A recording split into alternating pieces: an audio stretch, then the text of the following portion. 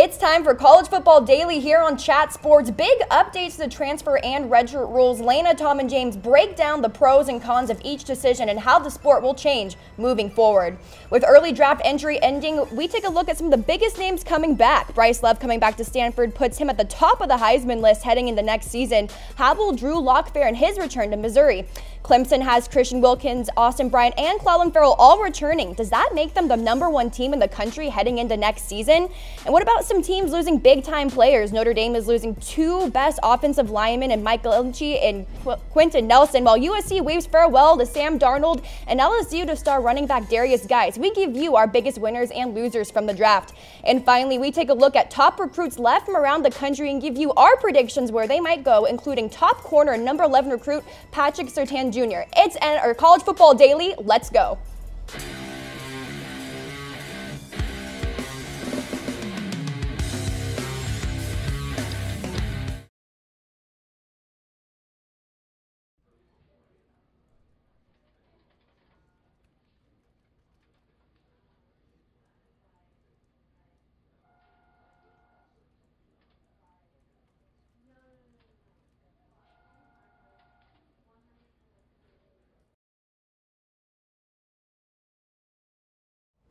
Hello and welcome back into College Football Daily. I'm Lena Bond and these are your college football analysts, Tom Downey and James Yoder. Feel free to follow all of us on Twitter. Like I said, it's College Football Daily and we have a fun show packed for you guys. We're going to be going over some of the top recruits in the class of 2018 that are still yet to commit.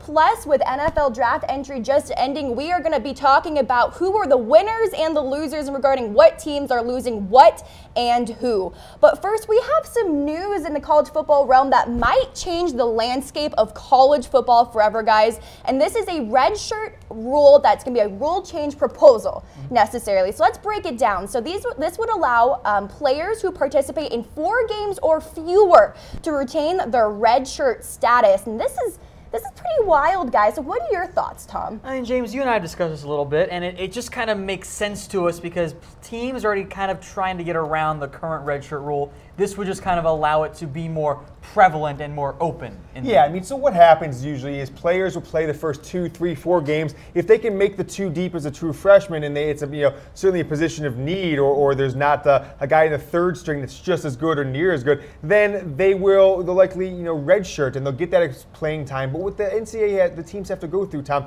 is they have to kind of invent a medical rule. So you have to go see the trainer. The trainer has to document that your ankle was tender, and because of that, we don't want to risk further injury with this guy. We're going to go ahead and redshirt him, an injury that wouldn't keep a normal player even out of a game or a quarter, let alone miss the entire season with injury. And so as that, it'll stop the general, I'd say, BS that it's kind of has always been prevalent with college football, right? With them having to kind of skirt rules or hide things, or just rules that don't make sense. And that's why the NCAA gets a bad rap, because there's so many of these rules that don't make sense. What it does on the other side, if it kind of goes through, Tom, is it will allow schools who, teams that if a guy comes in, as a freshman comes in, he's not ready to play from day one, but he really makes some strides, some impacts, hits the weight room, learns the playbook. He's really ready to make an impact by November, or even in the bowl game. He can get some live game reps, prepare himself for the next year, go into the next season knowing what game experience is like, and not lose an entire year of eligibility, which could be the difference 4 years down the road from being a 1st-round draft pick and a 6th-round draft pick if he comes back for that 5th-year senior year and has a really big year. We've seen it like guys. Maurice Hurst is an example of that this year. Had he been redshirted, he wouldn't even have been a starter his entire career had he not been redshirted, I should say. So with that, I think it's a good thing. I think it cuts out a lot of potential BS. All right, and we will be breaking down the pros and cons of these proposed rule changes. So these are not for sure yet, and the NCAA Council will vote on the measure in April. And I think there's actually a pretty good chance of this one passing in the end. And we'll kind of break down some of the pros and cons here, but I actually am, in the end, James, in favor of this one. All right, so let's go ahead and take it to our pros now. And as James mentioned, you don't waste a year of eligibility for minimal playing time, which is really huge, pro for the players. Also, there's less disadvantage for non-bowl teams who don't get the extra, 15 bowl practices, let's say, to get game time reps for next year's potential starters. And injuries late in the season are less devastating to the depth chart. Thoughts, James? Yeah, I mean, this is an area where, imagine a situation, Lena, where you've got a starting quarterback gets injured. You got a freshman quarterback sitting there all year. He's probably the second best guy, but he doesn't get the opportunity to maybe take on your biggest rival, play in a bowl game. When he has that opportunity, you've got to say, hey, do we want to win these 1 or 2 or 3 last few games of the year by playing the best guy we have, or gosh, it would be really disappointing to the program and to this kid to waste an entire year eligibility for maybe just one single game. And so it's a big opportunity for the player, I think, for the school also. In theory, this would allow teams to avoid having to burn that red shirt late in the season. So if you're a 3-6 team or a 3-7 team and you're not going to make a bowl game, you can play that true freshman quarterback for your last 3 games and see how they fare and give them those valuable game reps. Yeah, and what you think about there, Tom, is college football, every game counts, we know that, but for some teams, if you're not bowl eligible, or if you are, but it's going to be a remedial bowl game, but you have some aspirations for next season where you might be returning a ton of guys, that's exactly what we could come into. It's like, hey, we're sorry, player X, who is our starting left tackle, we want to get this, you're gone after this year, we want to get this true freshman some playing time. So he's going to split reps. He's going to go in and get those first team reps, get in the game, and it'll help us in the future. So I like this rule. I think it's a long time coming. I've heard a bunch of coaches, talk about it, propose it, and I think it would do nothing but help the landscape of college football, and then cut out, people having to just lie for the sake of lying when everyone knows what's going on with these injuries and getting people playing time, but still redshirting them. Definitely a lot of positive for this proposed redshirt rule. However, where there are pros, there are cons. So a few that we thought of both here at Chat Sports. Freshmen who normally wouldn't redshirt can potentially take playing time away from upperclassmen, which, Tom, you're shaking your head. It stinks for the seniors, but if you're really good enough, you'll keep your job, most likely. Exactly. Yeah, I mean, what we're thinking about here is what I just mentioned is the pro, is that it might be better for the coaches. It could dilute the product a little bit, right? Because you might get a sense where you say, hey, starter, this guy at the starter position, he is, let's say, an 80 on our scale, right? But this freshman's like a 75, but if we get him 3 games of playing time, he could be an 80 or more by next season. So you could see an overall drop in play. Coaches who know maybe they're not in the hot seat right now, but if they don't improve next year, they could be on the hot seat. They might just, tank an entire season potentially to get younger guys some playing time if they know that, hey, 6-6 versus 4-8 is not going to matter. But if I don't go 8-4 next year, I'm gone. You got that senior quarterback who just didn't do enough for you this year, but you got this young recruit. You're like, hey, I got this kid. This is why you shouldn't fire me. We're going to be great with him. Keep me for 1 more year on the flip side if you don't have that same job security. Yeah, exactly. So, I mean, I think there are the pluses where you get that stuff we talked about, but the minuses is you could see across college football, guys getting processed or guys just getting benched, and maybe the second half of a senior season, becomes almost like what fifth year seniors have become in a lot of programs, that if you are not a high-level competitor, you don't get that 5th year where you just pull it for you. Maybe you don't even get the second half of your senior year sometimes if there are freshmen who could make an impact that are almost as good as you. So there are definitely some downsides, specifically, with those older players who might get, not get the chances they would normally get to play. From a scouting standpoint, do you think this becomes more challenging for coaches with this rule being implemented? Yeah, so think about if you're playing and it's game 9 and all of a sudden it's the last 4 games of the year, so there might be a lot of guys who redshirt freshmen, and you roll out in the field and you've got let's say a quarterback, defensive lineman, cornerback. You've scouted for other people, but yet you've got 5 or 4 new starters in the lineup. I don't think that's going to happen wholesale across college football, where they're just going to automatically flip and play all the true freshmen for no reason. But it could institute a lot of situations where no one has seen this guy play, and he's basically been running this position scout team all year, or whatever it is, and he comes in and you're totally unprepared for that, almost like the first game of the season, right? And so with that being said, I guess everyone will face it, so it'll kind of be across college football. The rules will be the same for everybody. I actually think this could result in maybe some more upsets when there are players that the other team hasn't seen yet, and there is that lack of scouting ahead. And I am on Team Chaos, so it's actually a pro for Team Chaos, but maybe a con overall. And sure, and you can come into a situation, Tom, where you have like a pro-style quarterback, and then game 9 you just say, you know what, we're this freshman, he might not be able to throw yet, but we're just going to put him, he's going to run a more of a spread wildcat formation. You've seen that happen in the past, where a guy can just take off when they're not prepared for him. So we can see, I think quarterback, and then sometimes special teams positions are where this might impact most. All right, so we have a reaction poll up for you guys. Would you be open to changing the NCAA redshirt rule? Go ahead and give us a heart for yes, a thumbs up, like, it's okay, I think it has some flaws, and if you're not a fan, give a little shocked face. Boys, what are you throwing up? I actually like this proposed change quite a bit. I think this is kind of the perfect balance for red shirts it does allow, I think the most important part from my perspective is it allows those late in the year guys, when the season is over in terms of making a bowl, gets them those valuable reps without even to burn that red shirt. Yeah, I think I'm pro for it. I'm going to heart this one. For those reasons, Tom, I think I'm going to make bowl season a little more fun too, because you could get that 3 or 4 week window between the end of the regular season and bowl season where the coaches might start preparing for next year. And it could be like a 1 year, like almost like a real live spring game just 4 months earlier than the normal spring game. It's like, this is kind of our team in 2018. And it also probably lessen the impact of this new trend of guys who are leaving for the pros, sitting out the game. If your third string running back is a redshirt freshman or whatever it is, you might start him if your first string guy is going to sit out versus saying, oh, we've only got this one guy we can play now because our number 1 guy's out, our number 3 guys is a redshirt freshman, we can't play him. All right, this isn't the only rule change that seems to be proposed here in the NCAA world. It's not just football this one affects, so it would allow basketball and football players to transfer without sitting for a year. There's also a minimum GPA requirement that is supposedly being tacked onto this, and we are hearing that this is 95% certain of being passed, and that is reported by ESPN. This one is dangerous? Is that the right word for it, James? Very dangerous, Tom. It is very dangerous. It could change the entire landscape of college athletics, frankly, and I don't think coaches are for it at all. I doubt administrators, academic people, the support staffs are for this at all. Where I think it's coming from, Tom, is I really think the Ole Miss stuff is driving a little bit of it now, where there's these proposed lawsuits. If you don't, then you will see your day in court. The NCAA doesn't want to open up their communications. They don't want to be subject to subpoenas, and then they don't want the books open. Exactly. And then there is the general sense from the academic presidents who have to talk to boosters, you have to talk to media, you have to talk to alumni, and you always see this probably 2 or 3 times a year where some school, a guy wants to transfer, and then he'll complain or his dad will complain to the media. It'll be a national story because player from Texas A&M wants to go to Arkansas, and that's not in our rules. We don't let you transfer interconference or an opponent we play next year. And then everyone on the talk radio shows, podcasts, Facebook Live will throw their arms up in the air like, you're hurting this guy's future. A coach can jump from school to school with no penalty. Why can't this kid? Yada, yada, yada. And so I think you'll see a lot more of that happening, Tom. And you might see the dawn of what we kind of talked about in the pros and cons coming up, like a free agency in college athletics. And I think it does open up the possibility of the wild, wild west. Although I think at the same time it would only be, you get the one freebie, so to speak. Like you can say, all right, I'm a sophomore, I'm going to leave now. I don't have to sit out a year.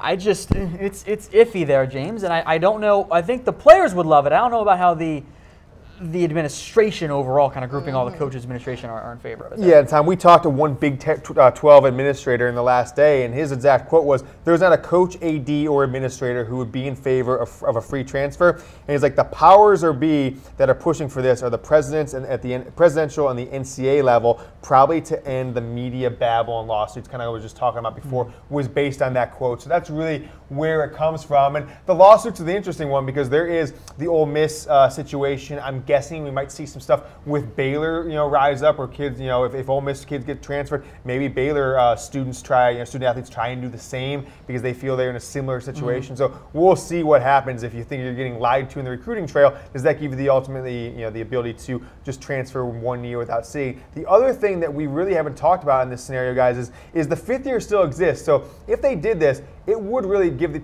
the opportunity to play at 3 schools in a 5-year period without having to sit out a single year. Wow. You go to a school for a year or 2, you transfer another school, you graduate, you 5th year somewhere else. So the 5th year wouldn't be eliminated here as long as, of course, you can make the grade.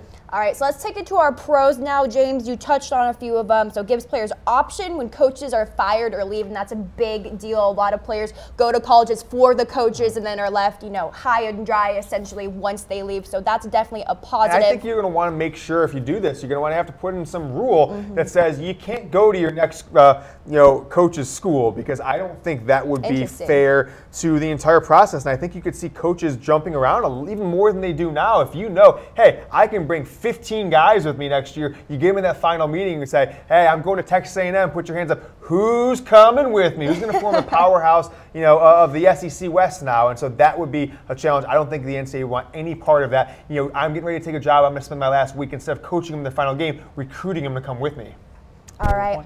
All right, another pro we had was eliminates the empty playing time promises from coaches during recruitment, which is definitely another big one, and then the possibility for more parity. Yeah, I mean, let's talk about how coaches recruit a lot of time. Is if you know you've got this 1 year, sit-out rule, coaches really, and they do this all the time now. It's subsided a little bit with the dawn of the internet and social media, where sometimes players will tweet out exactly what coaches told them, days beforehand. But if you tell a kid, it's like, hey, you can be our starter next year. You're going to get 15 carries a game as a true freshman. He comes in, he's 5th in the depth chart. The coach has got the upper hand there, and if you can kind of flip the script, it's like, Coach, you told me 15 carries a game. I appreciate that that's not going to happen, but I'm not getting these carries. I'm heading over to TCU across town, and they're going to let me play. I feel in a better position to play there. No sitting out. Tomorrow I'm on that team.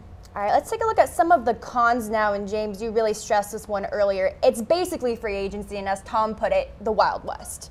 It's dangerous. Like I get what the rationale behind this transfer rule is, and I understand that maybe there is some core unfairness that coaches can leave even though there is a buyout. Players can't leave immediately. But I really think you run into the possibility of what happens in particular if you're at Tennessee. You just saw your coach get fired. You're like, you know what? I got my free transfer. I'm going to leave. I think when you could see certain programs when their coach get fired is decimated, or when their coach just leaves, like the program is decimated and they don't ever really recover. Yeah, I mean, because now their team is bad next year and no one wants to come. So I think originally there is the possibility for a better parity, but I also think you could see it getting stretched thinner and thinner. You could absolutely see where teams couldn't even field a program, Tom. Yeah. Where I don't have like a great example for the top of my head, but we've Baylor. seen Baylor, sure.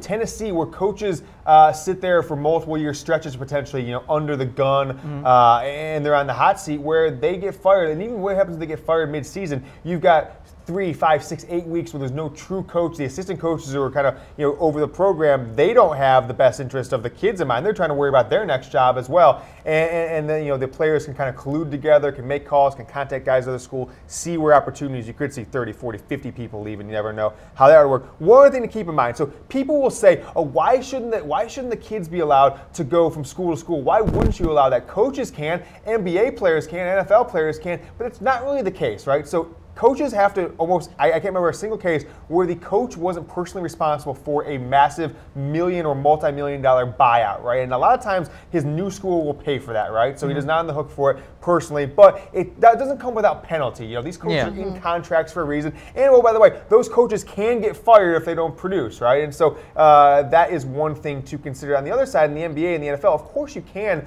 switch teams without having to sit out a year, but there is a requirement to fulfill your contract, right? And so it's not necessarily just, you don't get a free-for-all with these coaches. There are downsides to moving around in all levels of sports. So I know we're worried about, potentially great programs who lose coaches being decimated once that coach leaves. What about, dumpster programs like Kansas? Could that actually improve their program? I think it's 50-50 either way, because I think what you could end up seeing happening is if you're a stud player for Kansas, we'll stick with this example, Dorrance Armstrong, who was a really good defensive end last year, he would be like, hey, I got one more year left. Let me go to like Alabama and let me get some better coaching and do that. And that ends up hurting Kansas because they lose their stars. At the same time, you'll sometimes see teams lose players to transfers anyway. Often the graduate transfer goes to a smaller school. Shane Morris goes from Michigan to Central Michigan. Yep. So I think the star power would leave some of those bad programs for the Group of Five or for the Power Five.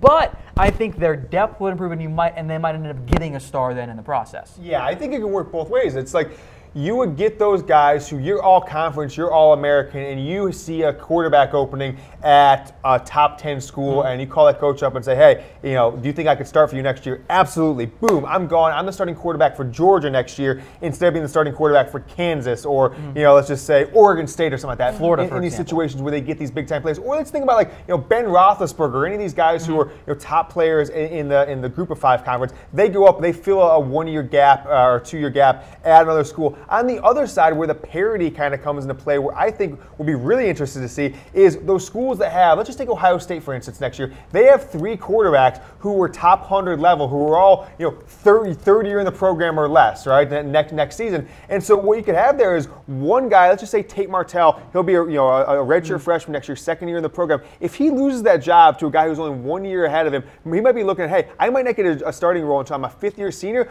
but I can pop over to Texas A&M and be the starting quarterback quarterback tomorrow. Yeah. So you could see better players playing all across college football, but the depth charts of most of the bigger programs taking a big time hit because guys won't want to sit down for 2 or 3 years when they know I can go play at Maryland and start from day one versus sitting on the bench at Ohio State for 3 years. Totally agree.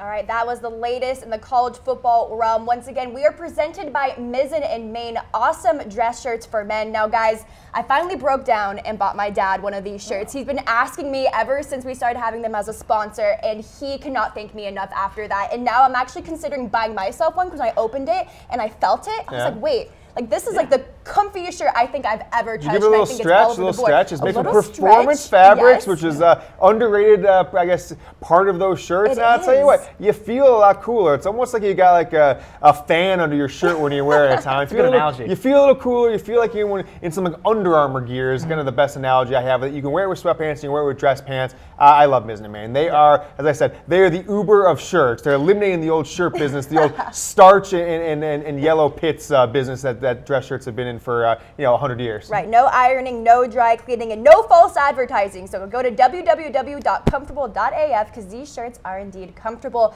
as F, guys. All right, I'm Lena Bond, and these are your college football analysts, Tom, Downey, and James Yoder. We're now going to take it to our draft deadline winners and losers. A lot of big names leaving, a lot of big names staying, guys. So let's first take it to our deadline winners, and we're starting off with the biggest winner of them all, and that's the Clemson Tigers. Clemson didn't keep everybody. They did lose Ray McLeod and Deion Kane and safety Van Smith, but Clelin Ferrel and Austin Bryant and Christian Wilkins all could have been first-round picks. I think Ferrel and Wilkins were going to be. They all came back. If Bryant improves, there is a real chance that next year's Clemson defensive line has 4 first-round picks on it. That is in the same year. That is unbelievable. Yeah, I mean, think about their front 7 next year. With Kendall Joseph returning as well. I mean, the best offensive line in the country. I saw one publication, not Chat Sports, that changed their top 25 to put Clemson at number 1, their early top 25, just because of this defensive line. It's a big deal. No one retained more talent. No one had as many surprise returns in the past few days. And because of that, if you put even 2 Heisman-level performances that a lot of people, including us, are projecting him to, this Clemson defensive line will be able to neutralize anything Alabama can do. So it's huge, and it can really change, I think, what we think about college football next year, because we have seen time and time again, mostly in the Alabama era, that a dominant all-time level defense can overcompensate any flaws you have in offense. Look, it all depends on, of course, how they actually play, but this Clemson defensive line has the chance, I think, to be one of, if not the best defensive line we've ever seen in 1 year in college football. That'd be amazing, yep. All right, Clemson coming in at the top of our draft deadline winners. Another winner is Ohio State. Now, they are losing their starting quarterback, JT Barrett, but they are keeping a lot of talent on both sides of the ball. We've seen Ohio State year in and year out lose a bunch of talent, and for the most part in years past, James, but everyone that was reasonably drafted, or could be reasonably drafted, went pro. Denzel Ward and Hubbard were not surprises. But keeping Draymond Jones, maybe even Mike Weber and Paris Campbell, that was a surprise. So compared to years past, OSU kept more talent than it's used to. It's got a lot more talent. I was surprised. I felt for a few years, really the last 3, it's like Urban Meyer just must have this system where he convinces guys to leave versus the opposite, because you've seen some guys, you're like, why would that guy leave? You've seen some questionable picks from there. It seems like their secondary and their skill positions on offense, and then I guess their D-line as well, get hit up non-stop with early entries. And every single year they're starting, 3 sophomores or 3 juniors or redshirt sophomores in the secondary, and then they've always got a new receiving core. They've always got a new tailback. And so this is a big change for them. So the only real flaw I see in this Ohio State team next year is the question mark at quarterback after basically living in JT Barrett's world for the past 4 years. Yeah, for a decade, outside of the last 20 minutes versus Michigan, where they saw what Dwayne Haskins can do. So if Haskins lives up to the hype, if it's not him, if it's Tate Martell, I mean,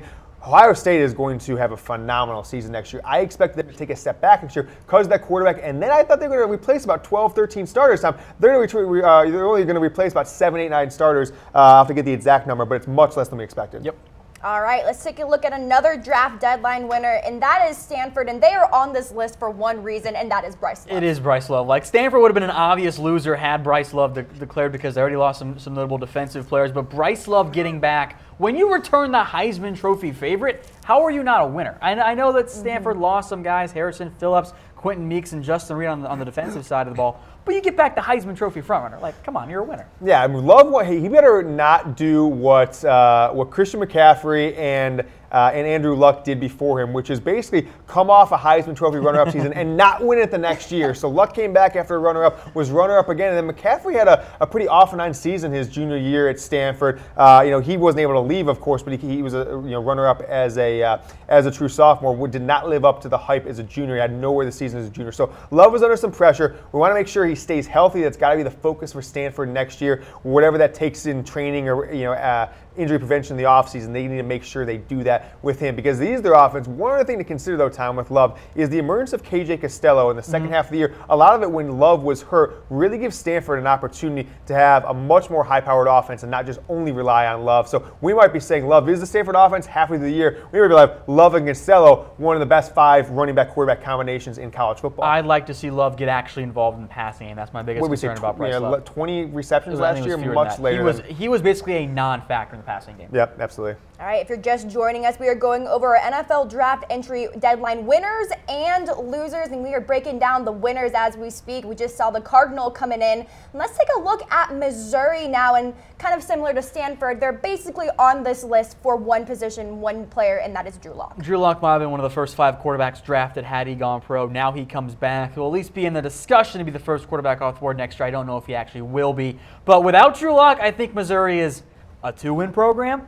3 wins, they're not very good. With Drew Lock, they're a bowl game caliber team. Sure, one player coming back, and there's not a ton. There's never going to be a ton of winners in the NFL draft deadline thing because in the 5 teams because it's so easy to get on this winner list because most guys are going pro these days. Tom, if you have the opportunity to go pro, if you're in the top 3 rounds, your agent, potential agent, your parents, your family, your teammates, your coaches, everyone's saying go pro. So to have a guy like Locke, to have Bryce Love, to really have anybody come back if they're a top 3, first, second day pick is rare, especially in the last 5 years or so. Yeah, I think that the addition of Locke is really one of the bigger things Missouri's had as a program for quite a while because, well, I mean, not to be mean, but it is Missouri. Hey, Toledo's pride of Toledo, Gary Pinkel, had them rolling for a while, he Tom. did. So he stepped away from the game. Now they're struggling, but we'll see what Locke can do with Missouri next year. But they are, a draft deadline winner because of that his return.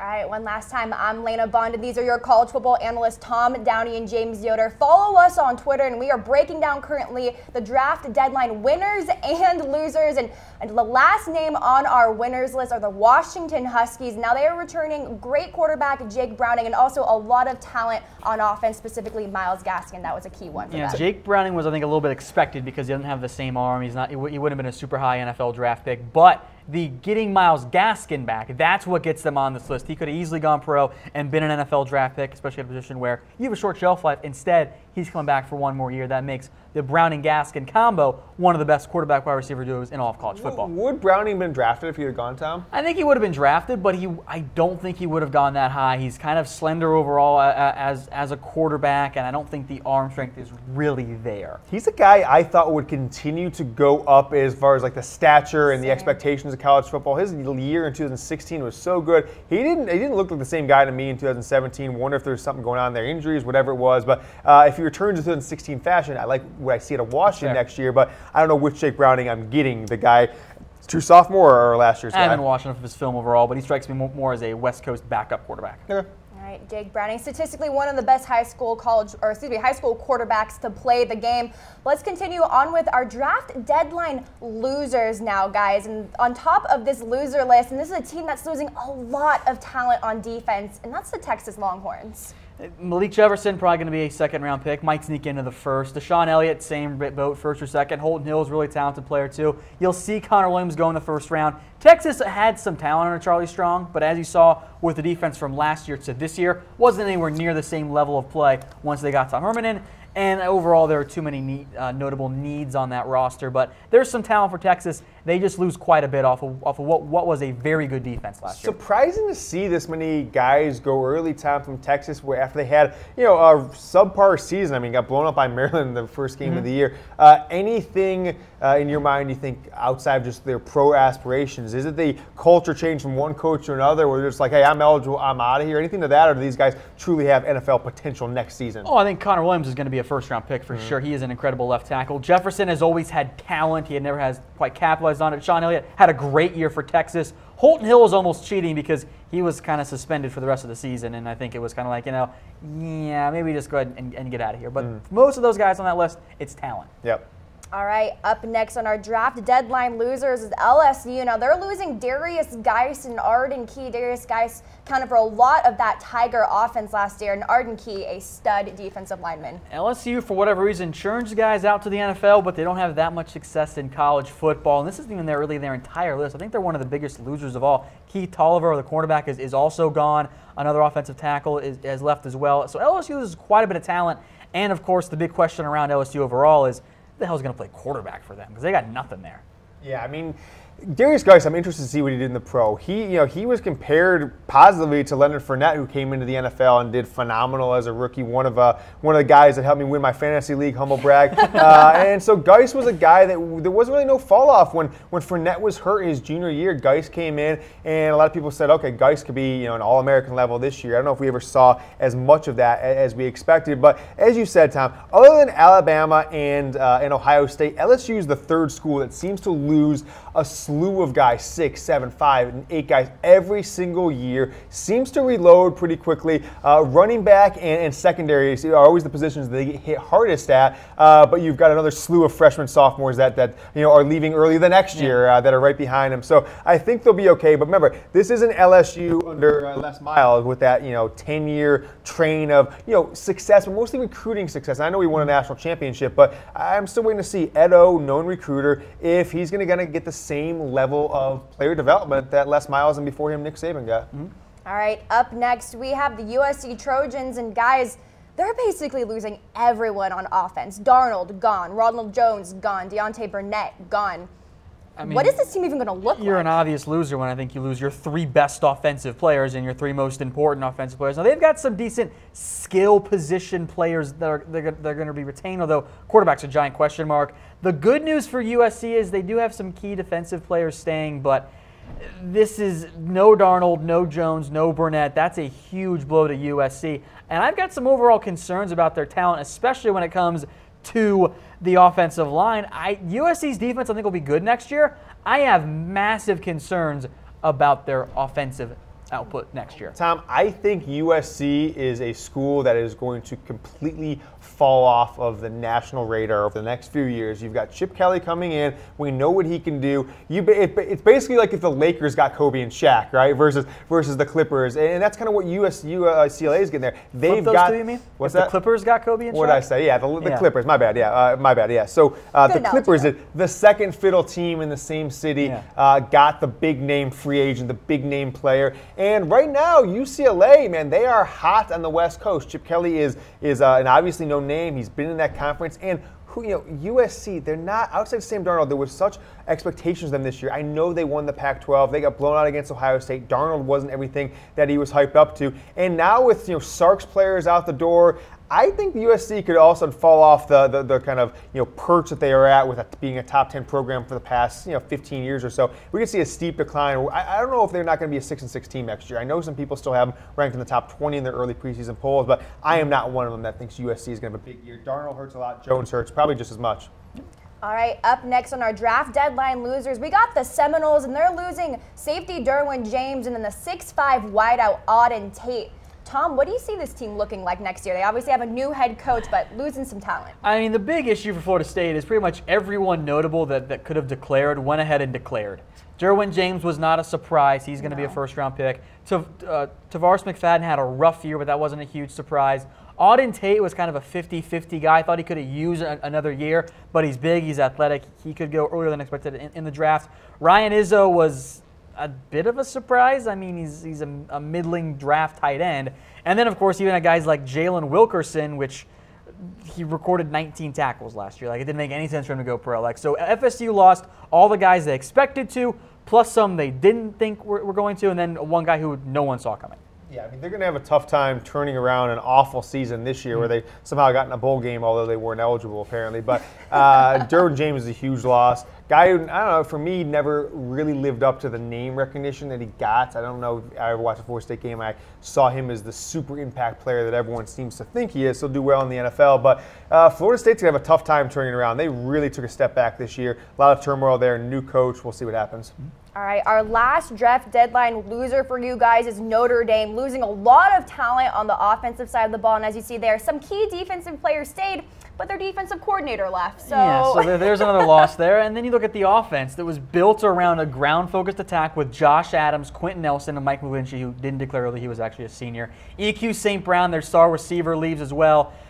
They're going to have to rebuild their offense around Brandon Wimbush, who had some issues late in the year amidst some injuries. Notre Dame loses a ton of offensive talent. They could be in for a bit of a step back this year. Yeah, and so their offense is losing a lot of players. Still, as of yesterday, was rumored that their offensive coordinator could be a candidate for the Alabama role. I wouldn't be surprised if he took it, if he is actually, the top candidate. So when Brian Kelly kind of reassessed his program after last season, went out, fired a bunch of coaches, brought in a new bunch of guys, and got the offense back on track. And I thought they were going to be very devastated at quarterback and running back. Had developed Adams, developed a quarterback this year, and to lose all these guys in a one-year turnaround, I think is going to put a kind of a damper on his kind of resurgence after an awful 2016 season. So Brian Kelly again is going to kind of have to reinvent himself with a new bunch of players and potentially an entirely new group of coaches on the offensive and defensive coordinator side.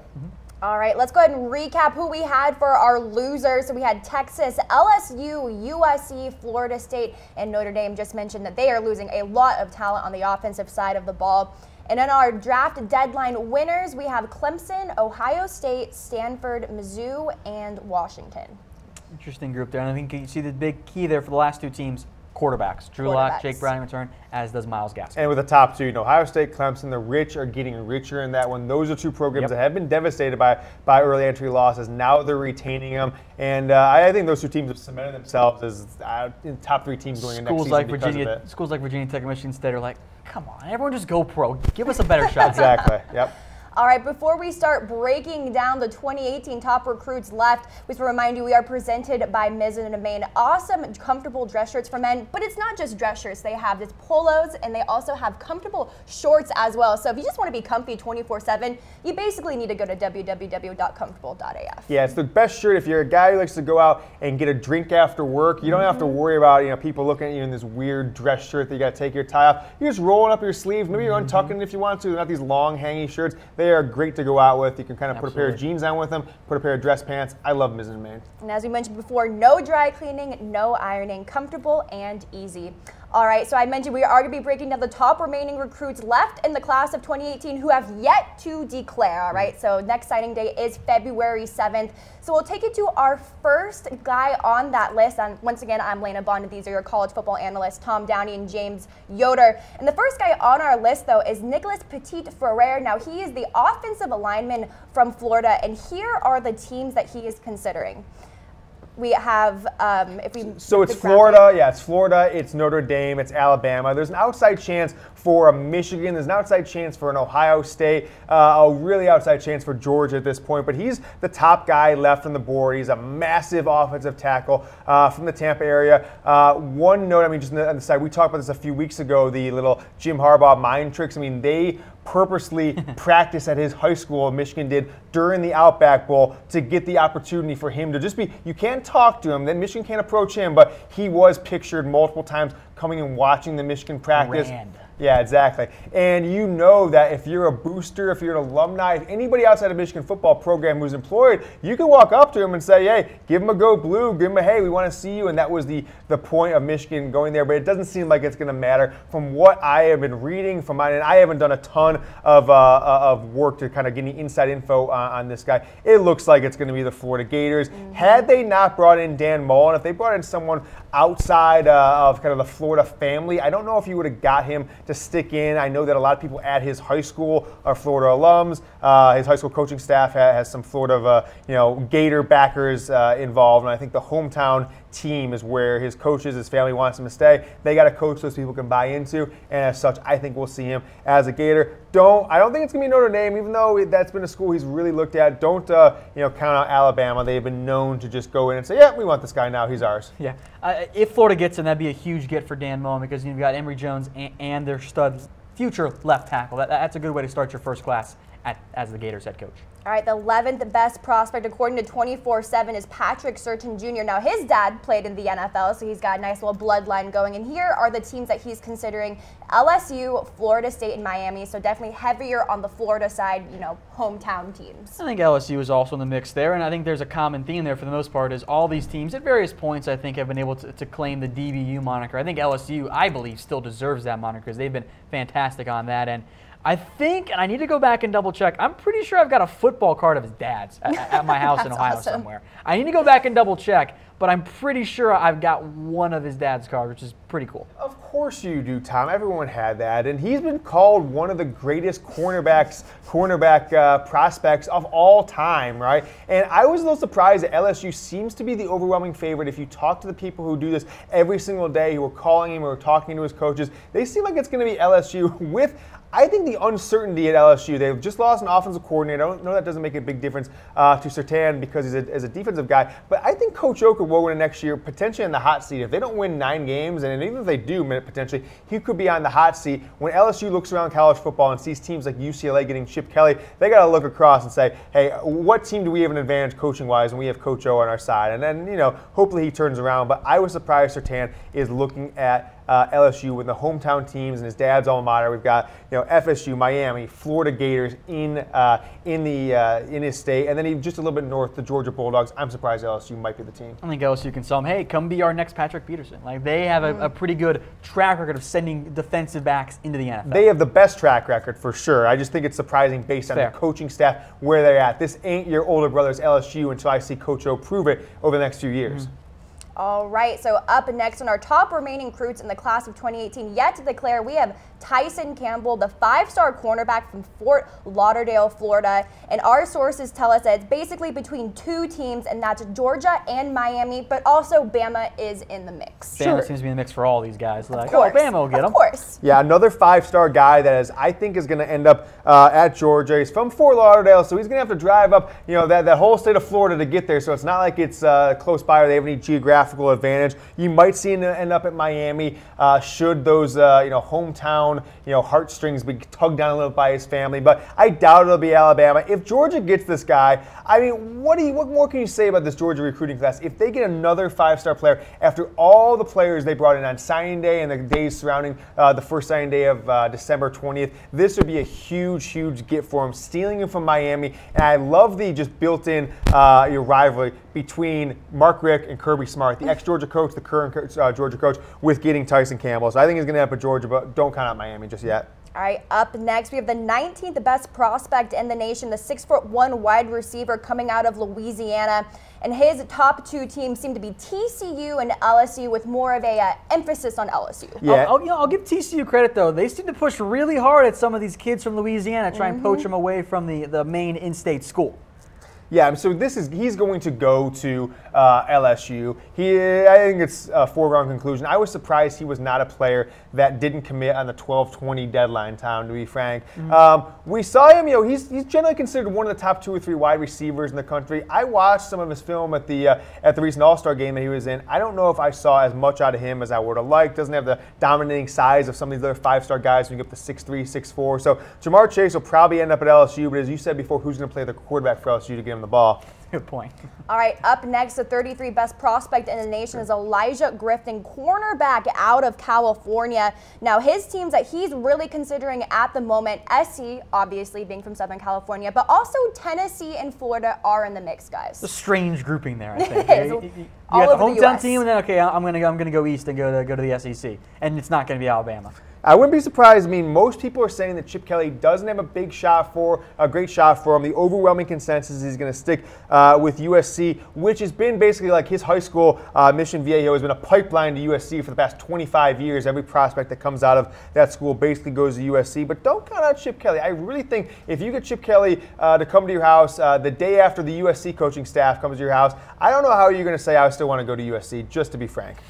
All right, up next is the 35th best prospect in the nation. That's Isaac Taylor Stewart. Now, he is also a quarterback out of California and also considering USC, Bama, and Texas A&M as well. Maybe Jimbo Fisher can help boost that A&M class, but it looks like USC is the early favorite right now for Isaac. Again, things change. These are kids involved here, but look, USC has had a relatively decent track record of producing cornerbacks. Adoree Jackson is the one that jumps out in my mind most recently. And when you're from USC, or from the state of California, USC is, especially as of late, maybe a little bit less as of late, but in the past decade or so, has been such a focal point team. Yeah, and so he's from San Diego, Tom. Also, great hair. He's got the dreadlocks with the blonde tips. I love that look. And so he grew up as, when he was 6'5", 6'7" years old, Tom, Reggie Bush was the kid who just left San Diego as a high school football player, went to USC. So San Diego, although not typically like a big college town, turned into a USC town after Reggie Bush 2005 for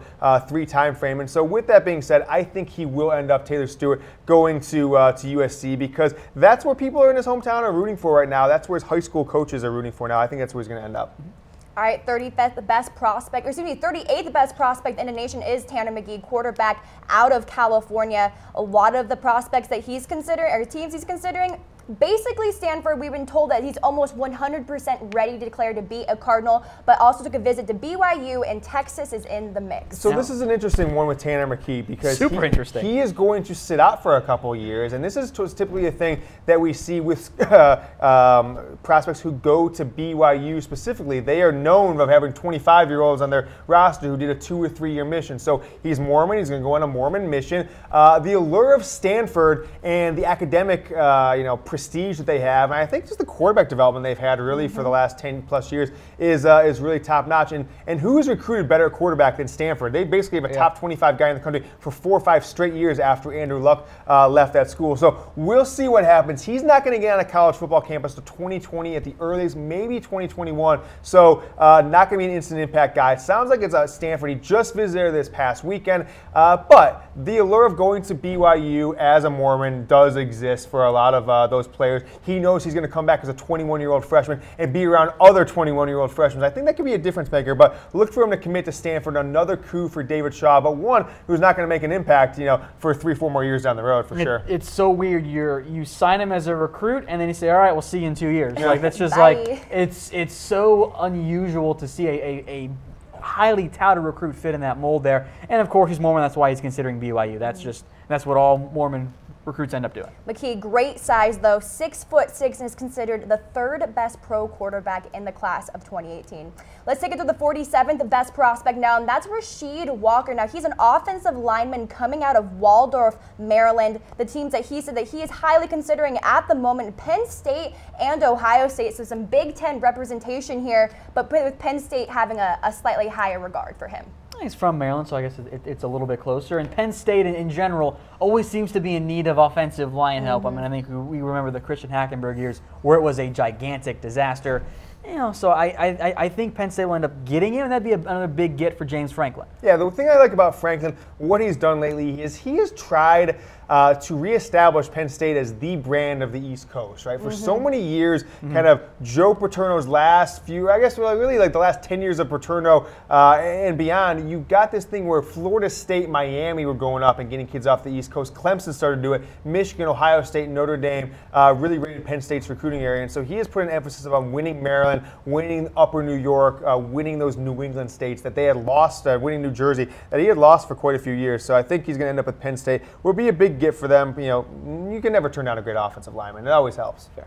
All right, at number 53, you have Penei Sewell. Now, he is an offensive lineman, a guard, actually, from Utah. Teams that he's considering, he's looking at my Oregon Ducks as well as Alabama and USC. Funny how he's from Utah, and these Utah guys always intrigue me because they almost never actually go to Utah. Like when they're one of the top recruits, they always go elsewhere, oftentimes to the West Coast. It'd be a big get for Oregon, but I think Alabama in general could use some more offensive linemen because they have lost some guys to transfers and some guys to the NFL.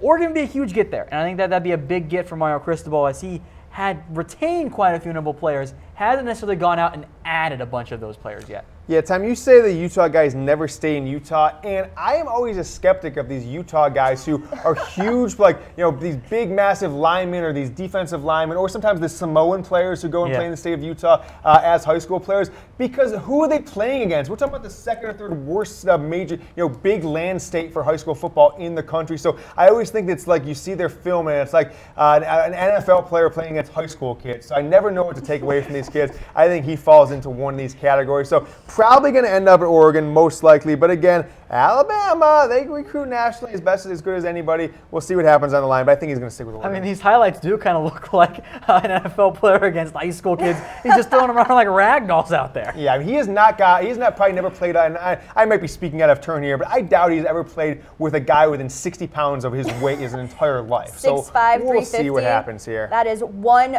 big dude. All right, number Program 54. weight, okay. Number 54, we have Solomon Tulia-Apupu. Now, he's a 4-star inside linebacker coming out of Santa Ana, California. And just like a lot of these Southern California kids, he's definitely taking a look at USC, UCLA also in the mix, and plus Notre Dame. I feel pretty confident he's going to end up going to USC. Yep. Got that pipeline going there with his high school, and it just makes sense. And USC, I think in general, this would be a good fit. He can sit a year behind some guys like Porter Gustin and Cameron Smith, and then make his big impact next year. Yeah, big athlete. He's really a great athlete. I watched some of his film. I think he should be a little bit higher ranked. He's going to stick with, or he's going to end up going to USC, not stick with them. Always surprised how many Southern California kids look at Notre Dame. There's still a big national draw in California for Notre Dame, but he's going to go to USC, and he won't be an instant impact player for a starter, but he will not redshirt next year, and he'll see special teams and some backup play. All right, number 64, we have Jalen Waddle. Now, he's a wide receiver out of Texas, kind of a smaller dude, just 5'9.5", 175, but already is taking a look at Texas A&M, Bama, and FSU, and that would be a good pickup for Jimbo Fisher. I think, well, with Christian Kirk gone, they definitely do need some more receivers. And remember, I'll mention this now, when you're listed at 5'9.5", 175. You're 5'7", right? Yeah, that's exactly what I'm going to say. These the program or high school weights are often inaccurate, so he might actually be a little bit smaller than that. Yeah, but he's fast. Sure. And so he was a guy that Jimbo Fisher really had in his sights when he was at Florida State. The first weekend Jimbo Fisher was on campus at Texas A&M, Waddle was an official visitor there. So I think because of that relationship with Fisher they developed when he was at Florida State, this is one of those, hey, I'm going to transfer over kind of guys. He's going to end up at Texas A&M because Fisher is the guy that recruited him in high school most. And just like, hey, here's my new program. We're going to be what you want out of Florida State. No problem at all. He'll end up at Texas A&M. All right, number 67 in the nation. That's Dax Holyfield. Great name. Jinx. Linebacker out of North Carolina, and he's taking a look at UNC, Virginia Tech, and Stanford. So looking at a little West Coast team. Interesting grouping. It is. You get these from North Carolina, so he'll look at UNC. I guess Virginia Tech's not that far away, and Stanford is, Stanford. I don't really know where this is going to end up going. I think maybe you could see if UNC was better this year, and if they weren't awful, I think they might have had a better shot at him. So he was on campus at Stanford this past weekend with Tanner McKee, and I think it's by nature. You put two guys who are both considering. You're going to get them in the same room. See if you can get the hey, I'm going to go here. You're going to go here, especially if they have a good relationship together. I think he's going to end up at Stanford. From what I've read, very highly academically focused young man, and that's why Stanford guys has been able all of a sudden, after never being able to recruit nationally, all of a sudden has become a national recruiter. You see very few of their recruits, being in the state of California or being in the Bay Area where they're located, because they have such a limited pool that they can recruit from, because they're the only school of the major Power 5 conferences that makes no academic, what's the word I'm looking for, exceptions for athletes. You have to be better academically qualified than the worst student that gets in your class. So Stanford is a very small pool, about 40 or 50 guys in the entire country that have the talent level academically and then athletically to play. And so that's why I think Holyfield is going to end up there. They're going to sell him on, hey, if you don't make it to the pros, you're going to get off the field when it comes to a great job. All right, number 68, that's William Barnes, the 6'4", 325 offensive lineman out of Florida. And it's a no-brainer, guys. He is considering the Gators for this. And we hear from our sources that's kind of where he's leaning at the moment. And he's from Florida, I guess UNC, so technically in the mix. But when you can choose Florida or a really bad North Carolina program right now, I would imagine you'd pick Florida, the home state, right? Yeah, and Dan Mullen has done a really strong job here. I mean, that program went a couple months without a head coach, really, and Mullen comes in. He knows Florida. That's the benefit of sometimes one of our guys coming in or hiring a former assistant or a former player is they don't have to come in and introduce themselves, learn the fight song, all that stuff. He's got the relationships in the state of Florida. He recruited there for 5-6 years under Urban Meyer. And he's been, of course, doing it in Mississippi State. There's not enough talent in the state of Mississippi. So he's gone into the state of Florida, knows all the high school coaches, knows all the players, and he kind of is going to say, hey, what we got under Urban Meyer 8-10 years ago, that's what we're going to start building here again. And I'm really surprised with how strongly Mullen has done after that program was basically falling apart in the middle of October. Couldn't agree more. All right, up next at number 76, it's Michael Thompson, the defensive tackle coming out of Missouri. Now, he's a 4-star defensive tackle, and he's heavily considering Mizzou with his number 1 with some regards to Oklahoma, but it seems like all signs are pointing towards Mizzou. That would be a big get for Missouri to keep that top-rated recruit in-state, recruit the backyard well, and we often don't see Missouri keep those type of guys. Not that there are often a lot of stud recruits coming out of Missouri, but when you get a chance to keep that guy, I think this has been Missouri's top priority for quite a while on the recruiting trail and showing him the love, saying, hey, stay in state. I never understood that. Why would he want to go to Missouri? I hate to say it, but like when you have the opportunity to go to Oklahoma or even Texas, just within a few hours drive for maybe 6-8 hours, depending on which school, from your campus, why would you go to Missouri and be looking at 3-9, 4-8, 5-7 seasons for the next 3 or 4 seasons? It doesn't make a lot of sense to me. But from everything I've read, he's going to stick home and go to Missouri. Tom, I get what you're saying there, but I do think we got to remember that these are kids, and sometimes kids don't want to go away for school, and sometimes kids do want to go away from school, and they won't consider schools that are all that close to them. And I think a lot of people forget too how much parents really have to play in where kids choose to go to school. And if a mama wants her son in the state,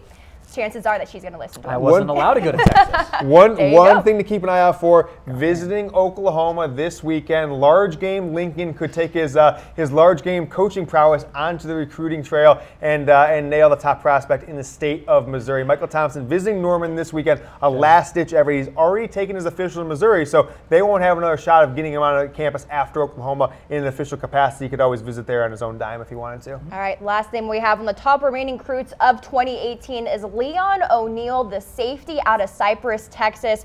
4-star guy, 6'1", 190, great size, and he's looking to stay in his home state, Texas A&M, and Oklahoma, which is not too far north. I think that'd be a big get for Jimbo Fisher. You don't see Texas on there. Texas had a really good early signing day period, and they've already got a bunch of stud defensive backs. I think when you're a kid like O'Neal, you go, oh, yeah, well, I could sit on the bench Texas, or I can go play for Jimbo Fisher, maybe get on the field a little bit earlier. Yeah, so he was a Texas A&M commitment, right? Texas A&M commitment, decommitted from Texas, or Texas A&M, when Kevin Sumlin was kind of under the gun, and then on December 1st, 8 days later, he's on campus. Jimbo Fisher's first weekend, the weekend we talked about a few minutes ago, he comes on campus, and I think it's just like the same thing. You were committed here. We got the best coaching hire, the second best coaching hire of the country other than UCLA. Why would you go somewhere else? Why would you look around? And that's kind of where we sit. He's already taken his official visit to Oklahoma, so they don't have an opportunity to come back and kind of sway him with a weekend on campus. And just got a few new offers this past week. Arkansas recently offered him, but I think he's going to stick